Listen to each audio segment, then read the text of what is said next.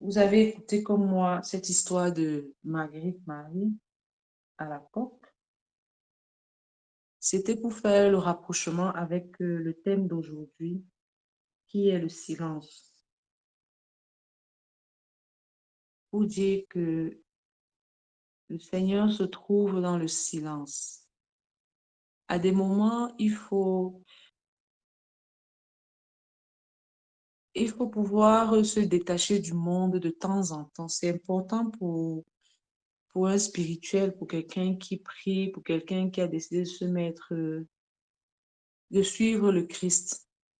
Des fois, il faut sortir du bruit du monde pour se mettre à l'abri, dans le calme, pour pouvoir écouter la voix du Seigneur. C'est pour ça que des fois, il faut pouvoir prendre 3 jours, même dans un monastère, dans un endroit vraiment calme, dans un monastère de préférence. Vous prenez même 3 jours où vous partez vous recueillir. Vous prenez ça, c'est un moment de pénitence. C'est un moment d'écoute. Je vous rassure que si vous faites ça, vous viendrez me dire, 3 jours loin de votre maison, vous laissez un peu votre femme, votre mari, vous laissez un peu les enfants, vous prenez 3 jours dans un endroit calme et de préférence dans un monastère, là où vous pouvez avoir une église à côté. Ces 3 jours-là, le téléphone, vous êtes c'est en mode avion, sans téléphone. Vous prenez même une pénitence, un jeûne. Ces 3 jours, vous pouvez même décider de faire le jeûne d'Esther. Vous faites 3 jours sans manger, sans boire. Rien que dans la présence du Seigneur. Vous allez voir que vous allez écouter. Vous essayez de faire le vide tout autour de vous. Vous allez voir que le Seigneur se trouve dans le silence. C'est dans le silence qu'on écoute sa voix. Dans le silence que vous allez pouvoir avoir la solution à des problèmes. Peut-être que vous avez même passé des années et des années sans avoir de solution. Mais il aura suffi de ces 3 jours pour pouvoir avoir la solution définitive à ces problèmes. C'est quand j'ai eu ce rêve, j'ai compris que le message était tout ce que je viens de vous lire en fait. C'est que le Seigneur nous exhorte à faire, je sais pas moi, à pratiquer ces moments de silence.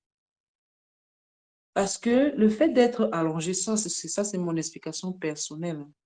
Le fait d'être allongé, le visage contre le sol, c'est un moyen, c'est une façon de se couper de tous ceux qui sont peut-être dans la pièce. Je prends l'exemple, si vous êtes à l'église en train de faire l'adoration, quand vous vous couchez le visage contre le sol, vous vous coupez complètement de tous ceux qui sont dans la pièce. Ça veut dire que vous n'avez pas le temps de regarder ceux qui passent, ceux qui montent, ceux qui descendent. Vous n'avez pas le temps de regarder comment est-ce que l'autre est en train de prier, ce que l'autre est en train de faire à côté de vous. Vous êtes concentré sur, vous êtes dans un certain silence, vous êtes en train d'écouter. Et je pense que c'était une invitation pour moi-même, c'était une invitation pour moi et pour tous ceux à qui je peux partager cette vision, pour le monde entier en fait, pour tous ceux qui m'écoutent en ce moment. Je pense qu'il faut qu'on prenne l'habitude de faire l'adoration. C'est vrai que ça ne rentre pas trop dans nos habitudes d'être à l'adoration tous les jeudis, mais je pense qu'il faut le Seigneur nous demande de lui donner plus de temps. Le Seigneur nous demande de l'écouter dans le silence, de prendre un peu de temps, d'écouter plus, de parler moins. Parce que c'est dans le silence qu'on va écouter sa voix. C'est dans le silence qu'il va nous dire plein de choses. C'est dans le silence qu'il va nous dire ce qu'il attend de nous. C'est dans le silence que nous allons avoir la réponse à beaucoup de questions que nous nous sommes souvent posées dans la vie. C'est dans ce silence que nous aurons tout, en fait. Dans ce silence, nous allons nous mettre à son école. C'est dans ce silence qu'il va nous instruire. C'est dans ce silence qu'il va nous éduquer. C'est dans ce silence qu'il va nous donner tout. Et donc, j'ai compris que rien à l'Église catholique n'est fait au hasard. Donc, cette pratique de l'adoration tous les jeudis, ça avait tout son sens. Ce n'était pas quelque chose qui était fait au hasard. Tout à l'Église catholique, tout a une explication, tout a une signification. Parce que déjà, nous, on croit aux saints, on croit à l'existence des saints, à l'intercession des saints, ce que les protestants et les pentecôtistes, eux, ils n'y croient pas à ça. Donc, du coup, il y a beaucoup de rites qui se passent à l'Église catholique qui ont été des révélations, comme par exemple ce jeudi adoration, qui a été une révélation de Sainte Marguerite Marie à la coque, comme par exemple la miséricorde divine, qui a été une révélation de Sainte Faustine, et j'en passe. Non seulement le jeudi adoration, mais je crois que c'est d'elle que vient aussi le groupe Sacré-Cœur. Le groupe Sacré-Cœur de Jésus, c'est par elle que le groupe Sacré-Cœur de Jésus naît également. Donc, demandons au Seigneur de nous donner le discernement, de nous donner, de pouvoir prendre ce temps de silence, parce que ce n'est pas toujours évident. Dans ce monde où nous sommes toujours en train de courir après nos responsabilités, ce n'est pas toujours évident d'accepter de donner du temps à Jésus. Comme je le disais il y a quelques jours, le temps, le temps, le temps. C'est ça notre gros problème. C'est lui qui nous donne ce temps, mais pourquoi on le lui donne en retour? C'est tellement compliqué. On n'hésiterait pas à se lever à 4 heures ou à 3 heures du matin pour aller en Vokmbi, aller faire nos achats, ou en Mokolo, aller commencer le tchoukre de la semaine ou le tchoukre de la journée. Mais pour lui donner 2 minutes des fois, pour lui dire merci Seigneur pour cette nuit que tu m'as donnée, c'est tellement dur. La prière, ça veut dire que le diable fait toujours tout pour nous tirailler, toujours tout pour nous éloigner de ce qui est l'essentiel. Il fait toujours tout pour nous éloigner de ce qui est bien pour nous. Il fait toujours tout pour nous éloigner de la prière.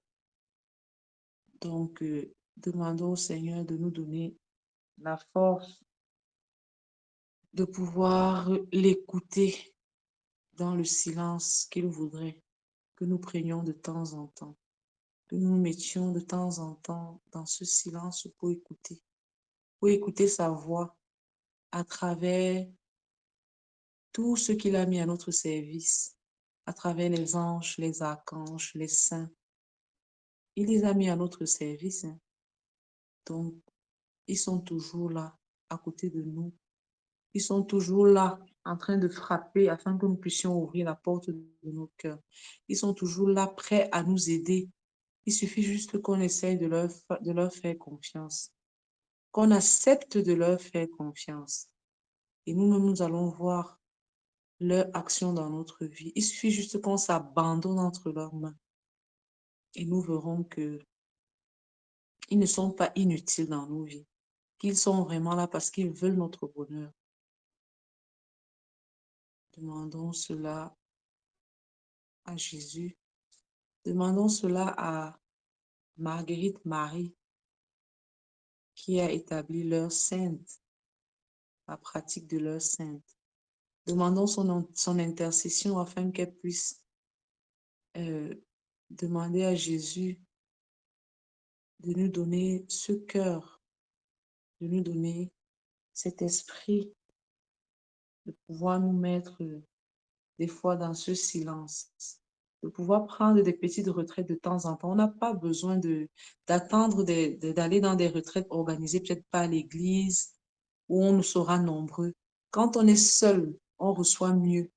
Quand on est seul, on écoute mieux, plutôt que quand on est nombreux.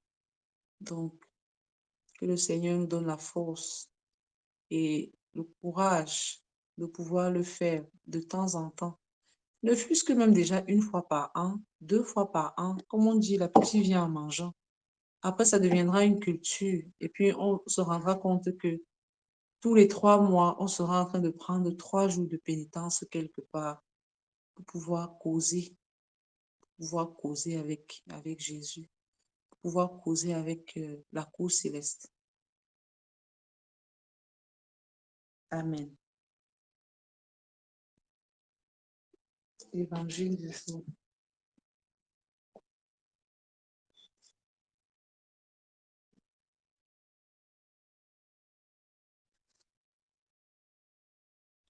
Évangile de Jésus-Christ selon Saint Jean au chapitre 6, versets 35 à 40. Gloire à toi, Seigneur Jésus-Christ. En ce temps-là, Jésus disait aux foules, « Moi, je suis le pain de la vie. Celui qui vient à moi n'aura jamais faim. Celui qui croit en moi n'aura jamais soif. Mais je vous l'ai déjà dit, vous avez vu et pourtant, vous ne le croyez pas. Tout ce que me donne le Père viendront jusqu'à moi. Et celui qui vient à moi, je ne vais pas le jeter dehors, car je suis descendu du ciel pour faire, non pas ma volonté, mais la volonté de celui qui m'a envoyé. Or, telle est la volonté de celui qui m'a envoyé, que je ne perde aucun de ce qu'il m'a donné, mais que je les ressuscite au dernier jour. Telle est la volonté de mon Père, que celui qui voit le Fils et croit en lui ait la vérité, ait la vie éternelle. Et moi, je le ressusciterai au dernier jour. Acclamons la parole du Seigneur. Louange à toi, Seigneur Jésus. Méditation. Nous continuons jusqu'aujourd'hui. Nous continuons aujourd'hui notre méditation sur le discours du pain de vie. Les Juifs commencent à murmurer. Comment peux-tu dire qu'il est descendu du ciel alors que nous le connaissions si bien? Mais le connaissent-ils bien? Mais le connaissent-ils vraiment? Il n'est pas facile de croire que cet homme, Jésus de Nazareth, fils de Marie et du charpentier Joseph, puisse être vraiment le propre Fils de Dieu. L'Église dit, il est grand le mystère de la foi. Jésus, lui, continue d'avancer avec ses disciples et les Juifs dans la révélation de son mystère. Il affirme, personne ne peut venir à moi si le Père qui m'a envoyé ne l'attire. La foi est un don de Dieu. Il faut savoir l'accueillir pour être établi en Jésus dans l'amitié avec le Père, En Jésus, ce qui a été prédigé, ce qui a été préfiguré par la manne au désert se réalise. Moi, je suis le pain de la vie. Il est là, il est la vie même de Dieu qui est donnée. Manger son corps et boire son sang, c'est acquérir la vie éternelle. À chaque messe, nous communions à ce repas sacré, nourriture de notre âme et gage de notre salut. Que cette participation à l'Eucharistie préserve notre foi en Jésus et nous porte à témoigner auprès de nos frères. Amen. Amen.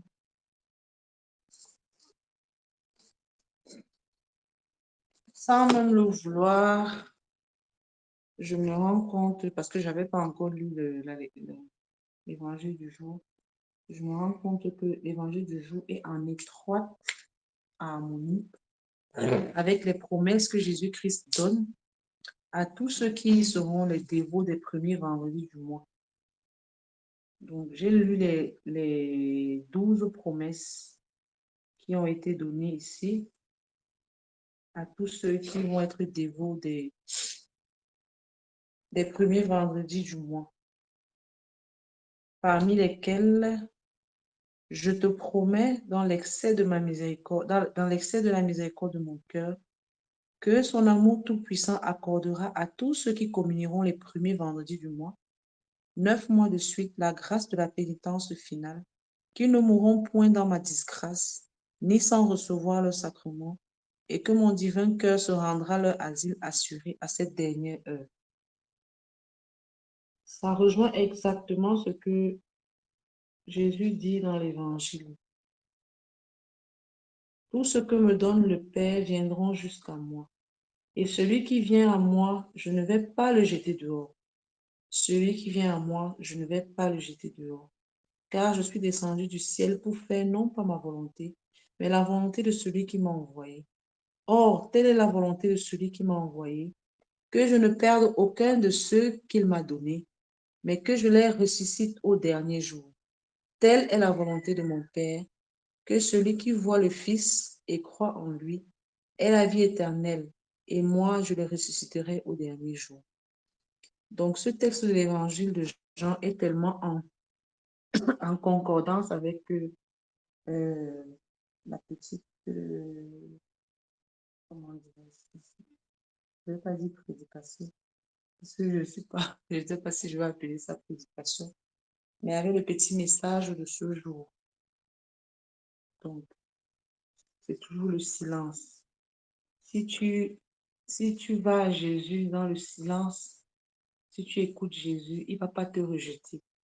Il est venu pour les pécheurs et non pour les bien portants. Il ne veut perdre aucun de ses enfants parce que nous sommes tous ses enfants. Donc, il est là, Jésus, il est là tous les jours. Il a dit, je suis là, je frappe à la porte, je frappe à la porte. Si tu entends ma voix, ouvre-moi la porte de ton cœur.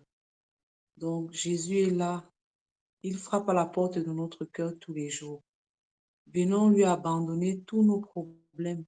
Ouvrons-lui la porte de nos cœurs. Faisons-lui confiance.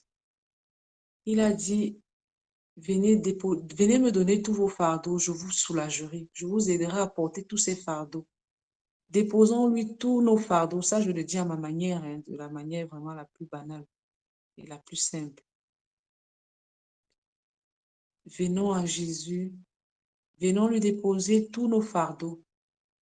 Et je pense que tous ceux qui ont déjà eu à prendre la quarantaine, la première chose qu'ils observent que la quarantaine leur donne, c'est d'abord la paix du cœur.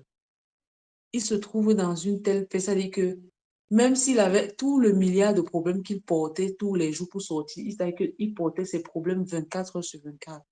Tous les témoignages vont d'abord dans le sens de la paix. C'est-à-dire que quand tu es dans la présence de Jésus, dans la présence de sa mère, la Vierge Marie, il te donne une certaine paix. C'est-à-dire que tu sens qu'il y a un poids en toi qui a été ôté. Parce que désormais, tu leur fais totalement confiance. Tu sais que quel que soit le problème que tu auras, ils vont résoudre ton problème. Tu ne vas plus stresser parce que tu dois donner l'argent. Tu as un remboursement dans une réunion demain et aujourd'hui, tu n'as pas l'argent.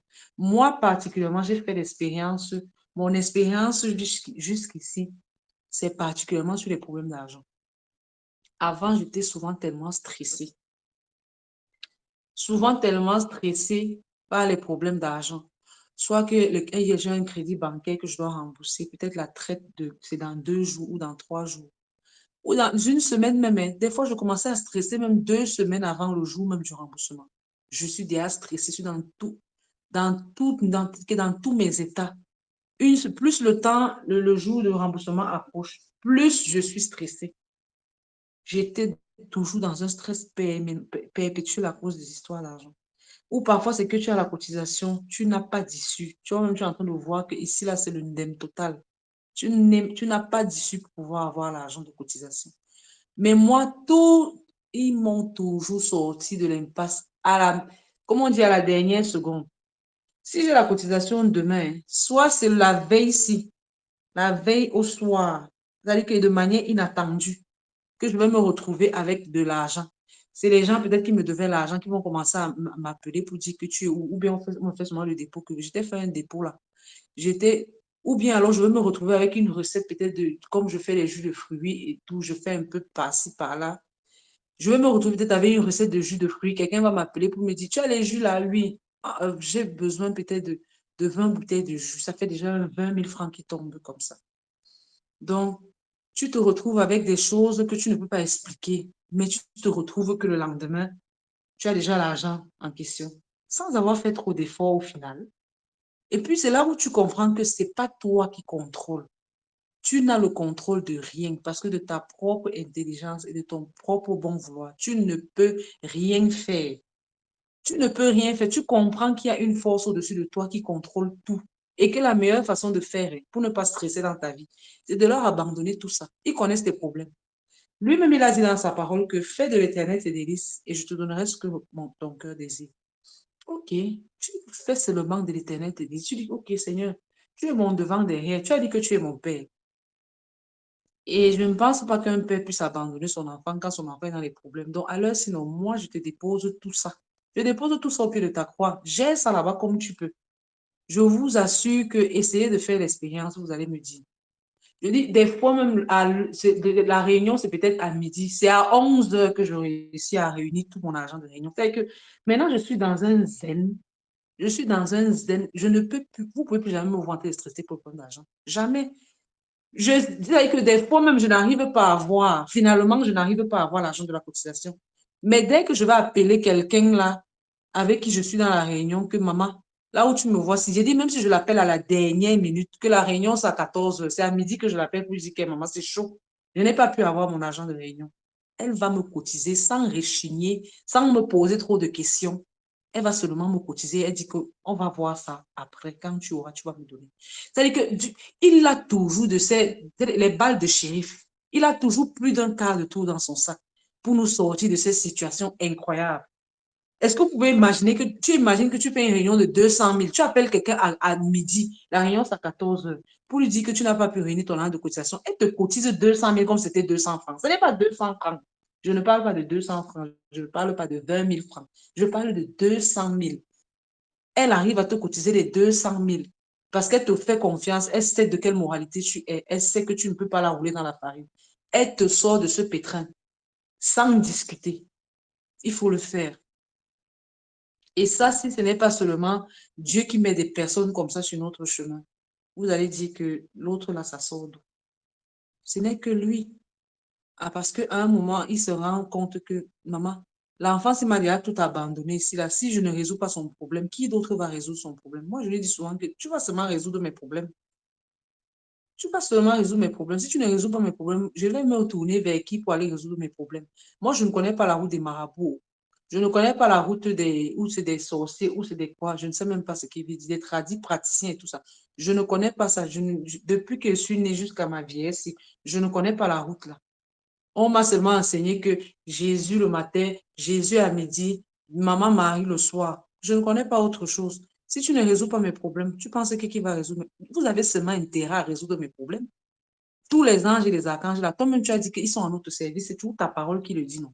Tu as dit qu'ils sont en notre service. Donc, ils doivent seulement nous servir, ils doivent seulement résoudre nos problèmes. Ils doivent seulement intercéder pour nous. Donc, chaque jour, ils vont seulement venir dire que tu ne vois pas le problème de Jala ici, là, tous les jours, tous les jours. Tu dis même que quoi?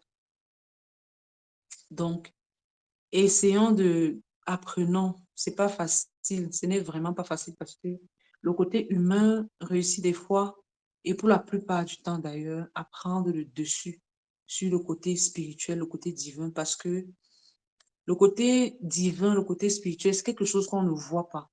Or, le côté humain, c'est ce qu'on voit. Et on a toujours plus tendance à croire à ce qu'on voit plutôt qu'à ce qu'on ne voit pas. Même si Jésus avait dit, heureux ceux qui voient, qui croient sans avoir vu. C'est pas facile.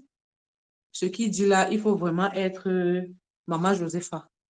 Parce que c'est sur elle que moi, je vais prendre mon exemple. Il faut être Maman Josepha pour être, pour croire aussi facilement sans jamais avoir vu.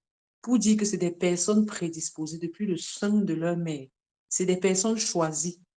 Donc, ce n'est pas facile pour tout le monde de croire à quelque chose qu'ils ne voient pas. C'est pour ça que vous allez voir les Bamileke, par exemple, ces gens, ils m'énervent. Je suis Bamileke, mais moi, je dis les choses comme je pense. Eux, ils ne croient qu'en leur crâne. Ils ne croient qu'en leurs ancêtres. Parce que selon eux, les ancêtres, ce sont des gens qui ont existé. C'est des gens vrais, c'est des gens palpables. Nous, on est là, on va dire Dieu, Dieu, Dieu. Est-ce qu'on connaît Dieu? On a déjà vu Dieu où? Pour dire que tout le temps, Dieu, Dieu, Dieu, Dieu. Pour eux, là, Dieu, c'est au village. Et ils le disent clairement, ils ne sont pas là pour discuter. Mais après, on ne peut pas totalement les condamner parce que ce n'est pas facile, matériellement parlant, ce n'est pas facile de croire à quelque chose que tu ne vois pas. C'est pas facile. Donc, matériellement, toi, tu vois que, voilà, il est à midi. La réunion, c'est à 14 heures. C'est quelle magie qui va faire que je me retrouve avec 200 000 sous la main ici pour cotiser? À coup sujet, moi, j'ai échoué la réunion. Hein. On va seulement, moi, je ne sais même pas ce qu'on va faire de moi. Ou on va seulement me donner quelle sanction là-bas. Ou ça va se passer comment. En tout cas, moi, j'ai déjà échoué. Quelqu'un qui n'est pas dans la prière, qui n'est pas dans la foi, c'est ce qu'il va dire et il passe à autre chose. Il attend seulement la punition qu'on va lui donner. Mais maintenant, quelqu'un qui est dans la foi, quelqu'un qui croit, il sait que même s'il ne reste qu'une minute, il aura la solution à son problème. Il sait qu'il ne va pas échouer la réunion. C'est-à-dire que s'il échoue à la réunion, là, non, c'est que Dieu n'est pas vivant, c'est que Dieu n'existe pas. Donc, c'est un peu ça. Et ce n'est pas toujours facile parce que le côté charnel arrive presque toujours à prendre le dessus sur le côté spirituel. Donc, ça, c'est une grâce qu'il faut seulement donner. Il n'y a que la cour céleste là qui peut nous donner cette grâce-là. De pouvoir s'abandonner totalement à eux et de pouvoir leur faire confiance aveuglément, comme un enfant qui fait confiance à ses parents. Regardez un peu l'attitude des enfants. Les enfants ont tellement confiance en leurs parents. Tu ne peux rien leur dire, c'est-à-dire que, ou en leur maîtresse, parce que quand ils commencent à aller à l'école, ils ont tellement confiance en leur maîtresse, c'est-à-dire que toi, le parent, non, tu ne peux plus rien lui dire. Quand la maîtresse a déjà dit que 1 plus 1 égale 2, ne viens pas lui dire que 1 plus 1 égale 3. Vraiment, il ne va rien comprendre. Il va te dire que la maîtresse a dit que, le gars a une confiance aveugle en la maîtresse. L'enfant a une confiance aveugle aux parents. Donc, c'est exactement ça. C'est exactement ce que le Seigneur voudrait qu'on ait. Parce que lui-même, il dit dans sa parole, il faut avoir le cœur des enfants pour pouvoir voir ma face. Il faut avoir le cœur des tout petits. Il faut être comme ces tout petits pour pouvoir voir ma face. Parce que l'enfant est celui qui fait totalement confiance, qui s'abandonne totalement à son parent, totalement à son grand frère, totalement à sa grande sœur. Il leur fait totalement confiance. L'enfant est celui qui ne garde pas de rancune. Ah, tu l'as fouetté là. Dès que tu l'appelles encore, il revient vers toi comme si tu ne lui avais jamais rien fait. Il faut avoir ce cœur des petits-enfants pour pouvoir voir le cœur de Dieu. Donc, demandons au Seigneur de nous donner la grâce de pouvoir s'abandonner totalement à eux, à lui, sans regarder derrière, sans, et je vais insister là-dessus, sans avoir tout le temps à aller. C'est-à-dire que nous sommes trop champions. C'est nous qui prenons le chapelet le matin pour prier. Le soir, c'est nous qui entrons dans les maisons des marabouts. C'est quoi le projet? Vous pouvez un peu me dire. C'est quoi le projet? Que le matin, tu dis à Jésus que hey, je suis avec toi, bango, bango. Le soir, à 18 h, on te voit entrer chez le gambé d'à côté avec le drap sur la tête. Tu te caches un peu là pour qu'on ne te voit pas comment tu es en train de faufiler au quartier la nuit pour aller entrer dans les maisons, les maisons, ou c'est les maisons funèbres, même que moi je vais, je sais même pas comment elle va appeler ça. Les maisons bizarres. Parce que ces endroits-là sont toujours des endroits tellement bizarres que je ne sais pas comment quelqu'un fait pour s'asseoir là-bas et y rester 2 minutes. Des endroits toujours bizarres, toujours sales. Vraiment, il faut qu'on ait l'esprit de discernement. Il faut qu'on ait l'esprit, il faut qu'on soit enseigné, il faut qu'on soit éduqué spirituellement parlant. L'Esprit Saint ne reste pas là où il y a la saleté. Répétez avec moi. L'Esprit Saint ne reste pas là où il y a la saleté. Ça veut dire que, sinon, pourquoi est-ce que vous voyez qu'à l'église, on fait toujours la propreté sur l'autel et c'est toujours les femmes parce que les femmes portent beaucoup l'Esprit Saint. Donc, entre guillemets, c'est une parenthèse, les hommes, écoutez beaucoup vos femmes, parce que les femmes portent, elles sont les gardiennes de l'Esprit Saint, je vais même le dire comme ça, elles portent beaucoup l'Esprit Saint. Et c'est pour ça que vous allez voir à l'église, c'est toujours les femmes qui font le ménage, c'est toujours les femmes qui arrangent la table, l'autel du prêtre et tout, et tout, et tout. Ce sont toujours les femmes qui sont là pour faire la propreté. Parce que l'Esprit Saint ne reste pas là où c'est sale. Donc, si vous êtes quelqu'un que dans votre maison, vous ne savez pas d'abord faire le ménage chez vous, sachez que l'Esprit Saint n'habite pas dans le désordre. L'Esprit Saint ne reste pas là où c'est désordonné et là où c'est sale. L'Esprit Saint reste dans la propreté. Donc, la première des choses pour appeler l'Esprit Saint dans votre maison, c'est d'abord de faire la propreté. La propreté, Dieu est la propreté. Il ne peut pas envoyer son esprit rester dans la saleté, ce n'est pas possible. L'Esprit Saint aime la propreté. Donc, commencez d'abord par être propre. Quand vous allez finir d'être propre, nettoyer les toiles d'araignée, la propreté dans la maison. C'est-à-dire que la maison respire la fraîcheur. Vous allez voir que l'Esprit Saint va s'inviter seul. Dès que vous allez seulement chanter un Maranatha, vous-même vous allez sentir comment vous êtes envahi par l'Esprit Saint. Vous allez sentir la présence de l'Esprit Saint dans votre maison. Donc, que le Seigneur nous aide à écouter sa voix dans le silence, qui nous aide à l'inviter dans ce silence, dans cette propreté, parce que c'est là-dedans qu'il réside. Et c'est pour cela que lui, il est un exemple pour nous. Et c'est pour cela que nous, les parents, nous devons être des exemples pour les enfants. Parce que les enfants, Un enfant qui s'abandonne totalement à son parent. Pour lui, tout ce que le parent fait est bien. Ça veut dire que si tu commences à avoir des écarts de comportement, si c'est toi qui amènes les cocos à la maison, si c'est toi qui... C'est-à-dire que les enfants vivent, ils voient tout ce que vous faites. Et les enfants, c'est des fins psychologues. Ah, il va répéter exactement ce que toi, le parent, tu fais parce que il estime que ce que tu fais là, c'est ce qui est bien. Et même si à un moment donné de sa vie, parce qu'il va grandir, il va se rendre compte que c'était pas bien, mais tu ne pourras jamais reprendre ton enfant. Si tu n'es pas un exemple pour ton enfant, comment tu pourras reprendre ton enfant? Est-ce que tu pourras lui dire que ce que tu fais là, c'est pas bien? Il a vu chez qui avant de faire? Il a vu chez toi avant de faire. Soyons des exemples pour nos enfants. Soyons des exemples pour nos enfants. Parce que la Bible elle-même le dit, enseigne les chemins du Christ à ton enfant. Bon, je vais peut-être paraphraser, je ne vais pas dire exactement, mais ce sera l'idée générale.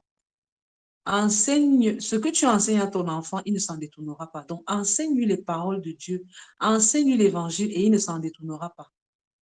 C'est difficile de voir, par exemple, un exemple, entre autres, c'est difficile de voir un enfant qui a été éduqué dans la foi, qui a été éduqué peut-être dans son église catholique ou dans l'église protestante ou dans l'église pentecôtiste, de le voir plutôt changer, plus tard changer d'église. La plupart des gens qui changent d'église, c'est des personnes instables. Parfois, ils ont grandi dans des familles où on leur a même pas montré le chemin de Dieu. Ils sont en train de d'eux-mêmes se frayer un chemin à la recherche de Dieu demain. Parce que leurs parents ne leur ont pas enseigné ce chemin-là. Donc demain, quand il grandit, tu vas le voir aller d'église en église parce que il cherche lui-même à pouvoir il cherche l'endroit où il va se sentir bien. Et une fois qu'il aura trouvé l'endroit où il va se sentir bien, il va rester. Soit il ne trouvera jamais l'endroit où il va se sentir bien, il passera son temps à aller d'église en église. En fait, c'est juste pour dire que la voie que tu enseignes à ton enfant, c'est difficile que demain il s'en détourne. Même s'il il a des tendances de déviance, il va dévier un moment, peut-être l'adolescence avec l'attitude et tout, mais après, il va se recadrer lui-même et il va se remettre sur le chemin que tu lui avais enseigné, le chemin que tu lui avais montré.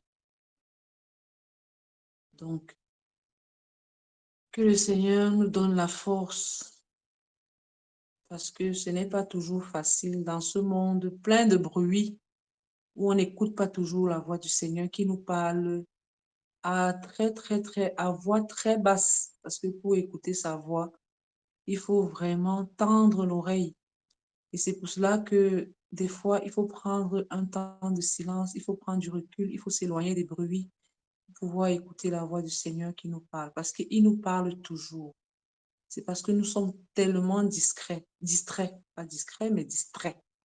Nous sommes très distraits. Nous sommes en plein dans nos activités, nous sommes en plein à la recherche de l'argent. De toute façon que les temps sont devenus durs, là, on est toujours en train de courir à gauche, à droite pour avoir 10 francs, 5 francs pour pouvoir résoudre tel autre problème ou tel autre problème. Les problèmes ne vont jamais finir. C'est pas une façon de dire que d'encourager la paresse, hein. Ça n'a rien à y voir. Parce que même lui-même, il a dit, l'homme mangera la sueur de son front. Donc, mais c'est de trouver le juste équilibre entre nos occupations du monde et les occupations spirituelles. C'est de pouvoir trouver cet équilibre entre les deux. Donc, on ne doit pas sacrifier l'un au profit de l'autre.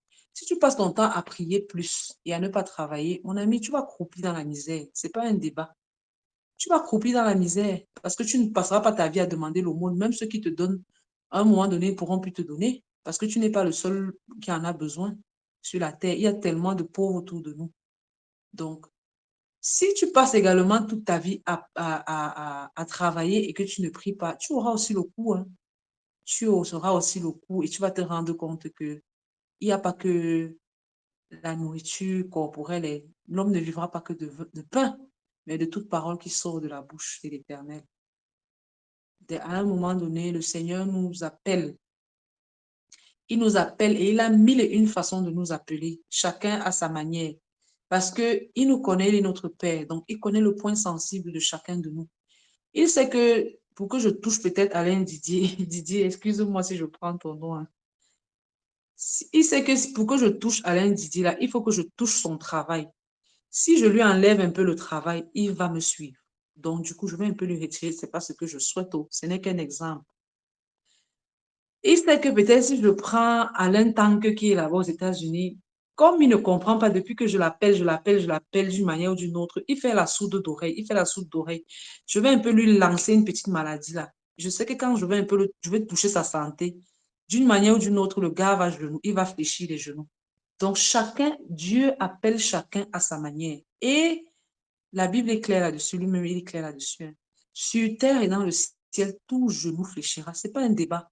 Donc, des fois, quand je vois les gens, c'est vrai que tout le monde ne va pas croire. Il y en a qui aiment bien, qui aimeraient bien aller en enfer. Quoi que tu fasses pour eux, ils se battent toujours pour ne pas pouvoir t'écouter et ils se battent toujours pour aller à contre-vent et aller peut-être se retrouver demain dans la géhenne. C'est pas que je juge quelqu'un, mais la vie aussi, c'est un choix. Quand tu signes des pactes sataniques et que tu ne peux plus te défaire de ces pactes, tu connais déjà le chemin que tu vas suivre après.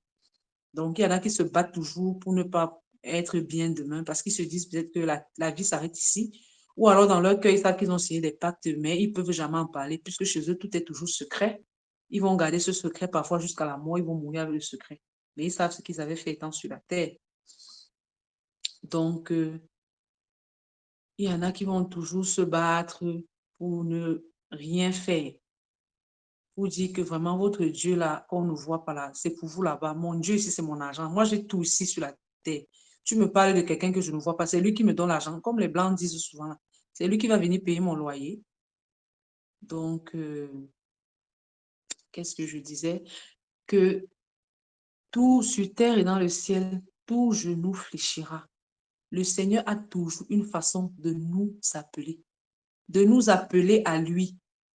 Et quand on ne comprend pas, il va crescendo. Il commence par petite douleur, il monte un peu, il monte, un peu, il monte. Tu finiras par comprendre qu'ici, non, je n'ai pas le choix. Même comme je ne voulais pas prier, là, je suis en train de me rendre compte que la seule solution, l'ultime solution dans ma vie, ce n'est que la prière.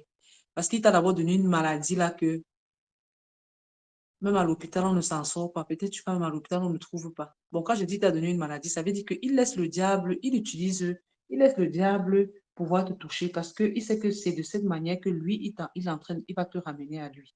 C'est pour ça que je dis, il te donne une maladie parce que au-delà de tout, c'est lui qui accepte tout, c'est lui qui permet tout. Donc, j'ai confiance. Je sais que lui, là, non. Tu montes, tu descends. Il va te toucher, tu vas comprendre. Et il sait là où il doit toucher chacun pour que chacun comprenne. Il te touche dans la chose que tu aimes le plus. Si c'est ton travail que tu aimes beaucoup là, il touche ton travail. Tu restes comme ça là. Mais tu comprends rien. Moi, j'ai été touchée et j'ai été franchement touchée. J'ai mon salon de coiffure, ça fait combien d'années aujourd'hui là? Ça fait 10 ans aujourd'hui. 2013, 2023, ça fait 10 ans. À un moment donné au salon de coiffure, ça fait peut-être 2 ans. Je vous assure que je restais comme ça. Il n'y avait même pas quelqu'un qui entrait pour demander vous lavez même les cheveux à combien ici? Il a commencé à me dire que tu vas me servir. Donc, depuis que tu parles là, tu fais comme si tu ne comprends pas. Tu vas me servir. Ce n'est pas un débat. Je ne demande pas ton avis. Il a commencé à me toucher dans ce que j'aimais le plus. Façon que j'aimais d'abord mon salon de coiffure. Qu'est-ce qu'on pouvait me dire? On pouvait rien me dire. Donc, quand maman me disait même seulement que je m'avais bouclé les quarantaines par-ci, par-là, je dis seulement que pas. Toi, tu sais que moi, je dois aller au salon. Donc, vraiment, ne me compte même pas dans tes programmes là. Pas boucler tes quarantaines en paix. C'était toujours comme ça là. Il m'a alors mis au travail. Je sortais tous les jours. Tu dépenses, imaginez, je parle de van complexe Béac pour Mendon tous les jours. Donc, tu dépenses pour le taxi, tu dépenses pour manger. Chaque jour, mais tu arrives, aucune rentabilité. Me dis même pas 1 000 francs. Tu n'as même pas travaillé 1 000 francs pour ton transport. Il m'a touché comme ça pendant combien d'années? Minimum, je dis minimum 2 ans. Minimum. Ça, c'est les 2 ans où j'ai bonne mémoire. Où il n'y avait même pas quelqu'un qui passait. Tu te rends compte que 5 ans après que tu as ouvert le salon, quand quelqu'un arrive chez toi, il te demande que le salon s'il existe depuis. Tu dis oui, mais depuis 5 ans, il dit mais comment je n'ai jamais vu le salon si quand je passe? C'est comme s'il avait aveuglé tout le monde qui passait, que vous n'allez même pas voir le salon avant de dire que vous allez même vous arrêter pour demander ce qui se passe là-bas. Je dis aveuglé, complètement aveuglé. C'est quand j'ai commencé à faire sa volonté que lui-même a commencé à faire ma volonté. Quand j'ai commencé à le suivre, clopin, malgré moi, c'est là qu'il a commencé aussi un peu à décanter la situation en envoyant 1, 2 clients parce qu'il envoie un peu, il te teste pour voir si en t'envoyant 1, 2 clients, tu ne vas pas l'abandonner encore. Donc, c'est comme ça que des fois, il fait. Quand tu lui demandes quelque chose, il te teste. Il faut d'abord qu'il te mette bien à l'épreuve pour voir si tu n'es pas avec lui par intérêt. Parce qu'il a dit, je suis fidèle avec qui est fidèle avec moi. Donc, pour en revenir au fait que quand Dieu te veut, que tu le veuilles ou non, tu vas le suivre. Sur terre et dans les cieux, tout genou fléchira. Tu vas le suivre, veux ou pas. Il va te mettre tellement de bâtons dans les roues que tu finiras par comprendre que tu es seulement obligé de faire, d'aller, d'appeler le Père là. Que peut-être c'est lui. Malgré toi, tu vas te dire, peut-être c'est lui qui va résoudre mes problèmes. J'essaie un peu de ce côté parce que j'ai essayé sur tous les chemins. Rien n'a marché. Peut-être que lui, là, c'est mon dernier recours. Donc, il faut un peu que j'essaie avec lui. Donc, il a tous les moyens de nous amener à lui. Et quand il nous amène à lui, il est jaloux. Donc, tu ne peux pas être en train de dire que tu suis Dieu. Tu suis Jésus, tu avais ça avec la Vierge. Et le soir, c'est toi qui pars chez les marabouts. C'est pour aller chercher quoi? Je veux un peu comprendre. C'est-à-dire que le matin, tu pars, tu pries Dieu, Dieu te donne. Tu pars chez le marabout récupère même ce que Dieu t'a donné. On cherche quoi? Nous cherchons quoi chez les marabouts? Pourquoi est-ce qu'on ne peut pas faire confiance à Dieu? Il a dit, oh, je répète, je suis fidèle avec qui est fidèle avec moi. Si tu n'es pas fidèle avec Dieu, tu vas prier 1000 ans. Tu vas prier 1000 ans. Et c'est pour ça qu'il y en a qui prient, mais qui n'obtiennent pas. Parce qu'ils ont un pied dedans et un pied dehors. Faisons confiance aveuglément. C'est-à-dire que, comme je dis toujours, les affaires de Dieu, c'est une expérience personnelle. Tu ne peux pas convaincre quelqu'un là-dedans. C'est chacun qui doit faire son expérience personnelle de Dieu. Fais ton expérience, tu pars vers lui, tu dis que, Seigneur Jésus, on dit que tu existes quelque part. En tout cas, moi aussi, je veux aussi essayer pour voir. Me voici devant toi. Je n'ai plus d'issue. Même les marabouts, là, ils ont tellement mangé mon argent qu'à l'heure, si moi, je ne suis plus prête à partir donner mon argent là-bas. Me voici, fais de moi ce que tu veux. Maman Marie, on dit que tu existais. Me voici, tu es ma mère. Aujourd'hui, là, j'ai décidé que tu es ma mère. Fais de moi ce que tu veux. Disons-le comme ça et nous allons voir ce qu'il est capable, ce qu'ils sont capables de faire dans notre vie. Parce que oui, ils sont capables. Même s'ils ils ne nous donnent pas ce que nous voulons au moment où nous voulons, ils ont leur raison. Mais ce qui est sûr, ils finiront par nous donner. Toutes leurs promesses finiront par s'accomplir dans nos vies. Il faut juste être patient. Hein? Il faut être très patient. Ce n'est pas petite patience, c'est des... Avec eux là, si tu ne mets pas, si tu ne fais pas de la patience, ta ceinture, ou tes chaussures, ou je ne sais pas trop quoi, ce que tu, ou ton téléphone portable, parce que comme on n'arrive pas à se séparer du téléphone, donc il faut qu'on fasse de la patience notre téléphone portable pour dire qu'on doit être extrêmement patient quand on décide de suivre Dieu. Parce que avec lui, là, ce n'est pas facile. Si tu commences à te comparer au voisin qui a prié seulement, quand il a seulement fait les sommes, il a reçu sa grâce. Ce que tu as encore beaucoup de chemin à parcourir. Parce que ta vie n'est pas comme la sienne. Même les jumeaux n'ont pas la même vie. Et puis, tu ne sais pas d'où ton voisin, pendant combien d'années aussi ton voisin a prié avant de venir obtenir sa grâce, juste quand il a pris les sommes. Donc, il ne faut jamais se comparer. Chacun porte sa croix. Si on te donne la croix de ton voisin, là, tu ne pourras jamais la porter. Donc, accepte ta croix. Porte ta croix chaque jour et suis Jésus avec ta croix. Parce que s'il n'était pas fou de te donner ta croix à toi, il aurait pu te donner la croix de ton voisin. Il aurait pu te donner la croix de ta femme, la croix de ton enfant, la croix de tes parents. Est-ce que tu es sûr que si on te donne la croix de tes parents ou la croix de ta femme, tu pourras la porter, tu pourras la supporter? Ou la croix de ton mari? Chacun doit accepter sa vie telle qu'elle est. Parce que nous-mêmes, nous avons le pouvoir de changer notre vie. Par la parole, par les paroles que nous prononçons, nous avons le pouvoir de changer notre vie. Donc, à partir d'aujourd'hui, il faut qu'on sache que notre vie nous appartient à nous-mêmes. Parce que nous avons le pouvoir de changer notre vie du pire au meilleur. Nous avons le pouvoir, en arrêtant le manteau de Jésus, en arrêtant sa robe, en arrêtant le manteau de la Vierge, on a le pouvoir de changer l'eau en vin. Donc, que le Seigneur nous fortifie davantage sur ce chemin qui n'est pas facile. Amen.